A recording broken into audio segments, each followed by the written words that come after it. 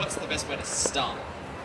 Yeah, I think getting a formal education is important because that can help you in life in general. So you don't necessarily need to quit school and be a game developer. So university or whatever secondary, tertiary education is relevant to games. So if you're a programmer, it's things like maths. If you're an artist, then it's learning the latest software. And drawing, being a really good drawer, of course, and there's the similar thing for music. But I'd also recommend sort of constantly building your portfolio, so just actually making games and starting small, forming teams. I think everyone will probably agree that.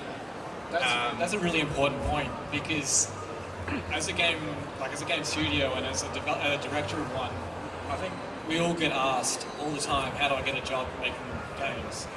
Because everyone pictures it as this magical career path, and that's something we all did to start off with too, but then grim reality sets in. But the main thing is, we're not going to ask you just what you studied, but what have you done? Like, everyone here, everyone who's a dev shares a passion for games. And it's all about what have you done off your own back? What have you... It doesn't matter, like, just start something and finish something. This looks awesome. Bring it to your interview, or just show it around to people. It really gets you in the scene. I would definitely recommend, if you do go to uni or do study, don't go straight out of your study into doing game development by yourself, which is what I tried to do and ended up getting a job almost forced upon me. And that turned out to be a really good thing. Getting into the workplace and working somewhere where at least it's tangentially related at best to your skills, it's so worthwhile putting yourself in the full-time sort of work world first, and doing games on the side, and then deciding if doing games full-time and not getting paid at the start is viable even for you. Also, I'd recommend, as soon as possible, if you want to make games, start getting involved in things like game jams. So making games within short periods of times with strangers. It's a really good experience. I really like the question of, where do I get started in games, because it's such a, it depends kind of question, because we all came from different backgrounds in making games, and it really comes down to what works for you and what will keep you in the zone for making things. So for me, it helped to go back to uni to really get me to focus. For other people, it's, on the weekend making a passion project and, learning different things that way.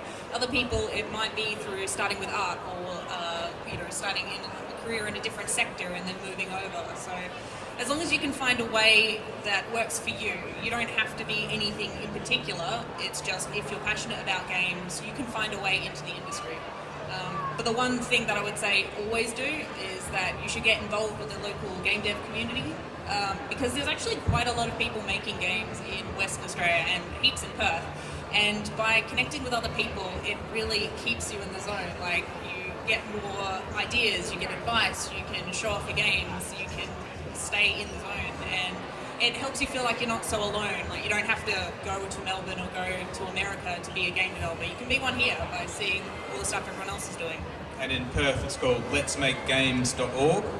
Jess is well and truly involved with, doing great work. And join us. It's a great community, really helpful. So, yeah, just send them an email or anything. Specifically, I think the Let's Make Games Facebook group is the best place to start. I think it's what gets the most traffic. Yeah, just come talk to me. I'll connect you with people and be fine. We just want more friends, more people like having fun with games or interested in making games. That's what it's all about. The other thing too is to realise with the diversity of backgrounds, I mean, there's a lot of different jobs in making a game, and working in the indie community as well, we all wear different hats. This is why Jess is about 15 hats. But like my background, I'm not a programmer or an artist or anything like that. My background, I've got a commerce degree. I sell things, and I do marketing and stuff, and I do legals. I don't work on the game on the day-to-day stuff, but someone has to get it out, and I guess I was going to do that job. So it's a good start. If you've got an idea